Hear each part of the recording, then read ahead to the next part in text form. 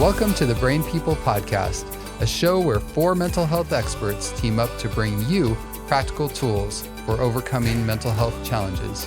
The Brain People don't replace your doctor or therapist, but we will give you some extra tools to help you on your journey. So join us as we fight mental illness, one episode at a time.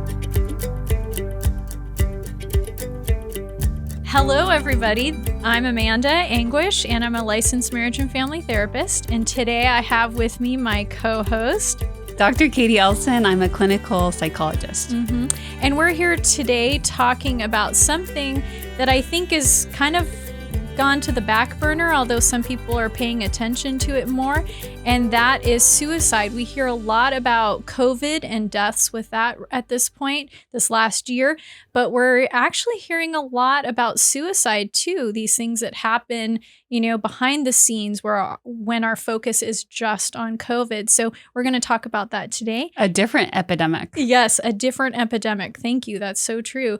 And Katie, some of the statistics that we've been hearing lately about suicide, some of those I know you know about that. What are those?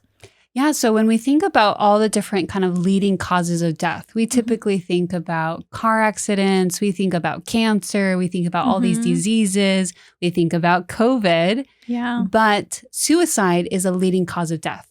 In general, top 10, but specifically among teens, which is our focus today, it's the second leading cause of death. Man, that's pretty serious. Yeah. Really serious.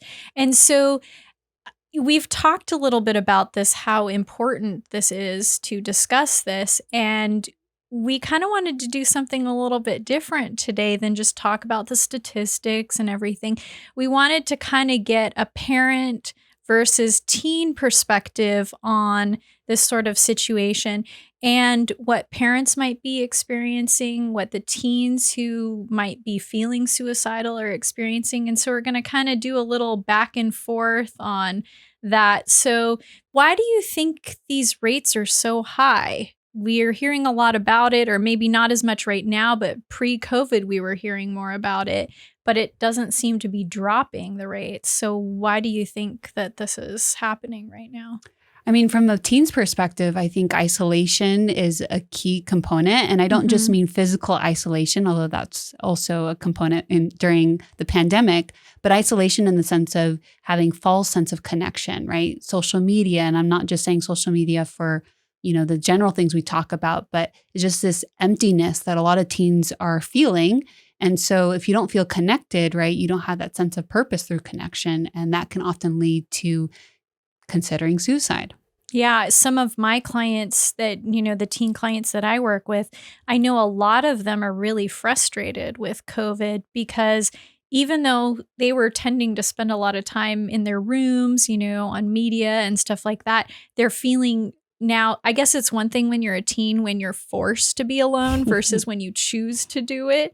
And so a lot of them are so frustrated, like, I just can't go out and do anything. It's almost like a permanent, you're grounded situation that doesn't seem to be relieving, maybe a little bit more now. So, but that's one of the things that I hear. Anything that you hear too that teenagers might be talking about that might be contributing to that? Yeah. And for me, what I think about is, the rates of suicide were increasing way before the pandemic. So when people say, oh, it's because I'm physically isolated, it's yes, as well as there was the isolation before the actual physical isolation. Yeah. And so it's important to recognize there are things I can do even if I'm physically isolated to still be connected, right? So I think the isolation is a key component, but also in regards to like sense of purpose and meaning in life. If you think about the way that life is structured for teens these days, there's a lack of that. I don't know if you want to comment. I know that you've had a lot of experience working with teens. I'm so glad you brought that up because it reminded me, I read a book, not the whole book. It's quite a lengthy book, but it's called Teen 2.0 and can't remember his name, but he talks about how over history, the way we've treated teenagers. There wasn't actually a term for teenager. It was like adolescence, not adolescence, but childhood, and then you become an adult. There wasn't this extra, step. And kids or teens, they used to have jobs at home. They used to work side by side with their parents. And now we've sort of given them this idea that, well, this is a holding pattern zone in your life until you actually do the main thing, which is go and get a job. So a lot of teens, they're not working. And so they are spending more time by themselves. They're not getting that connection with other coworkers when they're not in school or that kind of thing. And they don't have that, like you said, that sense of purpose and like, hey, there's something I can contribute to the world besides just taking up space. Yeah. And I think that's really important to consider because some people, I would say even especially parents, they ask, how do I know when my child is suicidal, right? Beyond just the typical teenage hormones, one of the things to look out for is worthlessness, right? That's beyond just the typical teen presentation of changes, but this worthlessness, have no sense of purpose or meaning or contribution to the world. And I can almost hear them tell me this, right now. They'll say things like, oh, there's really no reason for me to be here. Mm-hmm. No one would care if I wasn't here tomorrow. Absolutely. Yeah. They say that's a big one. No one would care if I wasn't here. They probably don't want me around anyway. My parents just say that I take up too much, of their time or something like that. No one would miss me. Yeah, no one would miss me. Yeah. I'm not really doing anything anyway. And so that's a real key component to why they might feel like suicidal or something like that. Worthlessness. And then I think what you also just touched on is hopelessness, right? Hope for the future. If I don't think I'm contributing, also, I don't have the sense of things to look forward to or things ever changing. And I think that's one of the biggest lies of, one, no one will ever understand me. That's like the idea of isolation, I'm not worthy to be here, but then the hopelessness of, well, it's never going to get better. Yes. And I think when we go back to that real quick before we go, talk more about the hopelessness, but that not having contribution in the world, I think I hear a lot of parents say, oh, I just want my kid to focus on school. Like I don't want them to have to think about a job or anything like that. And I think, no, this might be the best time when they learn work ethic, but they also learn a sense of like their value in being here. Like I can help people, I can contribute things to the world that, maybe somebody else could, but they're not here to do it. And I'm in this place right now to be able to do this too. And then when we go to the hopelessness, I think of, a lot of kids, they see their parents struggling. And this is something where parents can be more mindful of what they're doing too, is it's one thing to struggle. It's another thing to represent to your kids that this is as good as it's going to get, So I always tell parents, don't try to hide the stuff that you're going through. Like you might be sad, you might be angry, but always end it with a sense of, but we're going to get through this. We're going to figure it out and we're going to get through this, because if I'm a teenager and I'm seeing my parents suffer, why would I ever want to get to 30 years old, 35, 40, 45 years old if I don't see any hope in that? Yeah. And I just read a quote in your office, right, that says, that the world is full of suffering, but it's also full of the overcoming of suffering. Yeah. Yeah, I think that's so powerful as a parent. Just the one little tangible thing that you can do is always end on a positive note, even if there is struggling happening in the family. Yeah, because that's realistic, right? It's not just being overly positive, but the reality of it all is that, yes, you may be suffering today, and this is both for parents and for teens that are listening, that it can get better, right? Yeah, and just thinking about that, it also, one of the other reasons why teenagers have a difficult time, or why they say I'm suicidal right now, is oftentimes they feel at the end of their coping skills. Like, I have so little ability to handle this situation. Maybe I haven't been taught how do I deal with conflict with my best friend or with these girls or these guys that I'm in class with and they're talking to me this way. I don't know what to do. I'm completely clueless. And so even having that sense of I don't have the coping skills, that's one of the things that leads to suicidal thinking and stuff. So what's something that maybe a parent might respond to their child if they're feeling that way? So before we get to that, I have a quick kind of thought on that of, when they run out of coping skills, I often think suicidal thoughts is a coping skill, not a healthy or adaptive one, but it's an escape. If I can just think in my mind of a place where the pain doesn't exist, then, I feel better for a moment. And I remember the first time I realized that as a therapist, I started empowering my clients to say, you don't actually want to kill yourself. And they look at me like, what are you saying? Yeah. No, if you want to deal with the pain, right? You're so overwhelmed. And I asked them, if there's something that I can help you in reducing the pain, would you want to live? And all of them, no one has ever told me no.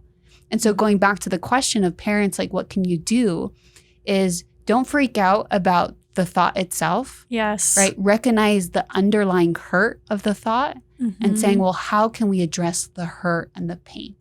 I think that's so key too, because one of the first responses of parents is usually one of two things. Oh, you're just being a teenager, you'll get over it. Or the other one, which is, oh my goodness, I'm an awful parent. My kid wants to die. I can't deal with this and stuff. And so we freak out, which then leads to the kid going, or the teen going, what am I doing? I'm really that bad. This must be horrible if my parents freaking out and everything. And so just having a sense to go, I'm just going to ask another question. What does suicide mean to you? Or what does being suicidal feel like to you? And oftentimes teens will say, I don't know what to do. I feel like I don't know how to handle this. And it literally is a cry for help. And if parents come to that, oh, you need help. Well, let's look for help then, or let's figure out how to get that help. And one of the best ways to do that, if you don't feel competent to do it, or you don't know, that next step, is to help them say, hey, you know what? I don't know what I'm doing sometimes either, but I know there are people who help people that are in this situation. Let's go find a therapist, or let's go find somebody to talk to. For some people, it might even be a pastor or something like that too. But at least offering, hey, I don't know how to fix my car, but I know how to find a mechanic. Yep. I don't know how to fix my teeth sometimes, but I know how to find a dentist. And that's the same thing with parents when their kids are struggling. I may not know how to deal with this. It doesn't make you a bad parent, but I know somebody who probably could deal with it. Yeah. And I have to add to this, one of my favorite things, and I want all the parents out there to hear this, is be willing to go to counseling with your kid. It's nice when I can help them, but it's even nicer when I can help the parent help the kid. That's the best feeling, knowing they're going back and they're going to be able to work through this. And I'm so glad that you mentioned that, because sometimes parents will immediately jump to, okay, let me go find somebody to help you. And that sometimes is a part of the root problem, because the child is saying, I want your help. I want your attention. I want you to be there for me. And then the parent immediately is like, let's take you to counseling. There's something wrong with you. But then you said to come to counseling with them, which is saying, I'm in this with you together, right? So from the teen's perspective, you have to reach out for help. I think that's one first step that teens can take away. Sometimes we want people to read our minds. We want people to help us, but we never communicate, I need help. So teens, ask, go to your parents, go to somebody that you trust and say, I need help. Yeah, don't be afraid to say it outright, explicitly what you want. Exactly. And then parents respond in a way that, hey, I hear you. Don't dismiss it by, oh, you just want attention or whatever the reason. No, hear them, hear that it's a cry for help. And then how can I help you? Yeah. Can I give you a hug in that moment? Can I take you to counseling? What is it that you need? I'm here, whatever you need. But parents, you have to be able to be present enough to hear the cry. Because sometimes teens are crying, but you're so busy that you don't hear it. And that's a good point too, because I think sometimes, I'll hear parents say, well, I didn't see this coming.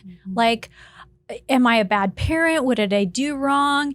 And I say, well, sometimes it can be subtle, but sometimes it can be pretty obvious if you're looking for certain signs. And one of the biggest signs, I think, just to help the parents is anytime you see a big deviation from their norm, if they're dressing a totally different way, just start paying attention. Like, where's this coming from? What might this be about? Who are they hanging out with? Does this mean something different? Sometimes the way they talk, if you hear them be more negative, like self-defeating thoughts, but they're coming out verbally, like, oh, I can't do anything right. I'm so horrible. Like nothing ever works. Wow, where did this come from? They didn't talk like this last week or last month. I'm starting to become aware of this. And then just ask them. I love to tell parents, just be a mirror and reflect back to your kids sometimes what you hear, what you see. I've noticed you started changing the way you dress. Tell me about that. No judgment whatsoever. Yeah, is it okay or is something wrong? Oh my goodness, why are you dressing like this? This is awful. Yeah. But just reflect back, and then that gives the teenager an opportunity to let go of a little bit of maybe what they've been holding on to and go, yeah, well, my friends are dressing this way or something and I want to look like them, or I just felt like I wanted to, express myself this way. But it tells you something of what's going on inside of them too. And sometimes explicitly asking. So if you have a concern that they are suicidal, I know a lot of parents are like, beating around the bush, or, sometimes just explicitly asking, like, are you thinking about harming or killing yourself, right? Which sometimes I've heard some parents and other people say, well, does that mean like I'm suggesting the idea to them? That's not the first time or the last time they're going to hear that. So definitely not suggesting. And that makes me think that we should probably talk about this too, is that one of the ways you might see something different is self-harm behaviors, and it's really important, I don't want to err on either side of this, but self-harm does not necessarily mean suicide, but it still does mean that there's something wrong. And unfortunately, we live in a world where news gets around really fast, and kids talking about cutting is really rampant. And so kids might cut, they may not be suicidal, but it's still a reflection of something that's going on inside of them. Why are they even trying it then? And they don't know how to cope, like you mentioned and before. And they don't know how to cope, so they're using this. So even talking about that and saying, hey, let me see your scars. Let me see what they look like. And then saying, hey, I think this probably needs to be talked about, and let's go find somebody that we can talk to about this. They can help me, help you. Yeah. So self-harm, suicide, right? These are things that need to be talked about. And I think a pattern of what we're talking about is also the importance of just having connection. So a lot of people, a lot of parents and families, they wait till there's a crisis to start connecting. Yes. But if you're listening and you recognize that there's a lack of connection in your home, start, investing in those relationships. I wanted to, cover this really briefly, is some parents will say, I ask and my kids are not like, they won't tell me. What's something that they can do to help when a teen or somebody is not being willing to talk about their problems? That is so important. I'm glad you brought that up, because one of the reasons that I hear teens, because I work with a lot of them, one of the reasons why teens don't talk is the anticipation that you won't have enough time to listen, or you're too busy to listen. Yeah. And we let these things be known about us that we don't even realize sometimes that we're putting out there. And so one of the things I like to encourage parents to do, or as parents we can do this, is to just set aside a specific amount of time to just be with your kid. And sometimes they're like, but they're not talking to me. This is so painful. I've sat here for like 15 minutes and they haven't said anything. But the fact that you're sitting there is part of the process too, where your teen is going, wait, they're sitting here. And believe me, I love it when I'm talking to a teen and they're not talking back, because I go, okay, let's see how long we can go and just sit here in silence. I don't say that out loud to them, but I just sit there and I'm going to outlast them. I already know that. I'm very competitive, but they'll just sit there and then they'll say things like, well, why aren't you talking? And I'll go, well, sometimes it's just nice to sit here and, just experience each other's company. You don't have to say anything. Well, that's kind of weird, they'll say back and stuff. But they're already now seeing like, oh, she's not going anywhere. She's just going to sit here. And then they start talking and they don't even realize the things that they're saying. And it's only because I don't have anywhere else to go. I've already settled into this is where I want to be right now. And you're communicating to them that I care enough that I just want to be with you, regardless of what we talk about. Yeah.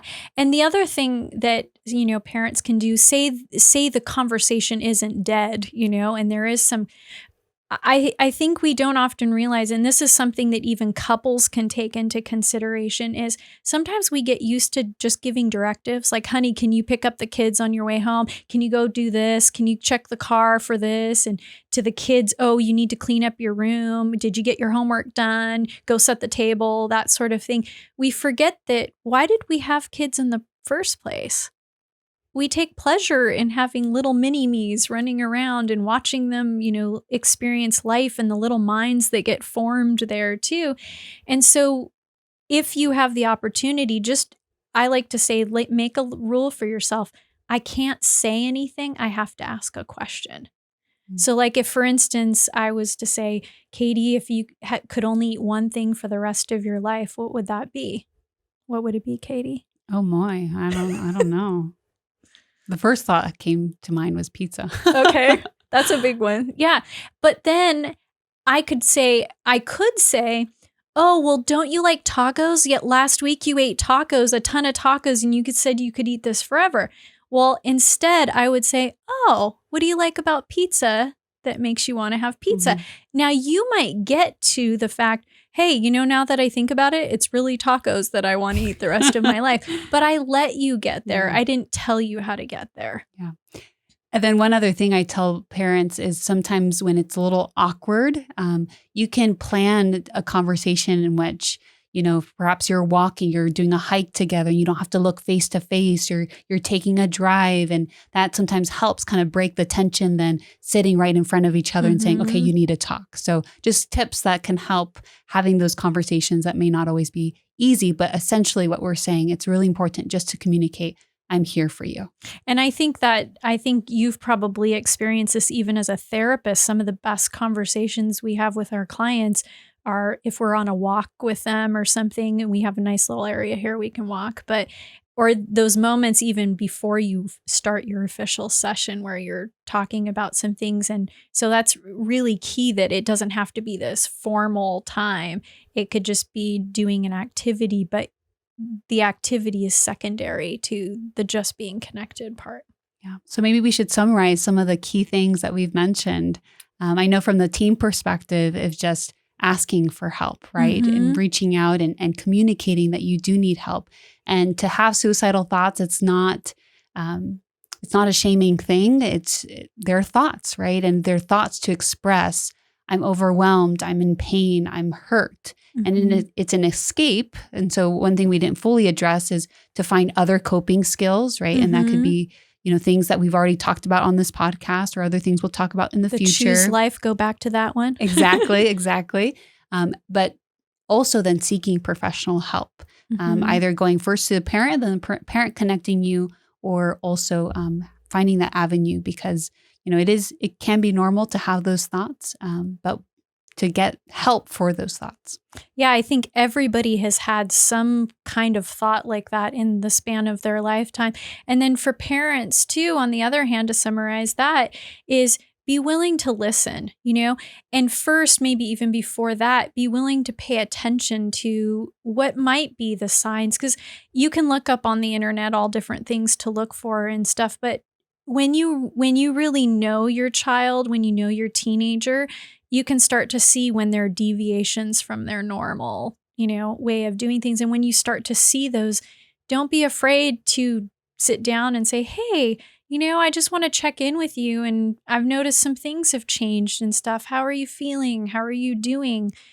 That sort of thing. And then just be willing to listen, however long it takes for the answer to come out. Yeah. And then also be willing to find a therapist if that's the case too. And again, we're willing to take our cars to the mechanic, ourselves to the doctor, the dentist, whoever. Therapists are not so bad. Katie and I are here, and we think you might like us so far. Maybe, just maybe. Maybe. So, well, to wrap things up, this has been fun. It has been, yeah. Talking, and even in the seriousness of the topic, it doesn't have to be scary. I think we've shown that.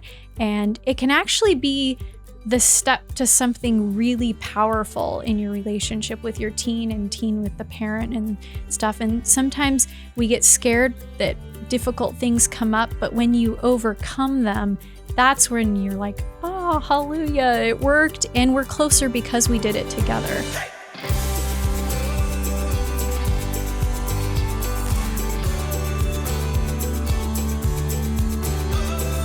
Thanks for listening. To hear more episodes, find us on social media, or support us financially, visit thebrainpeoplepodcast.com.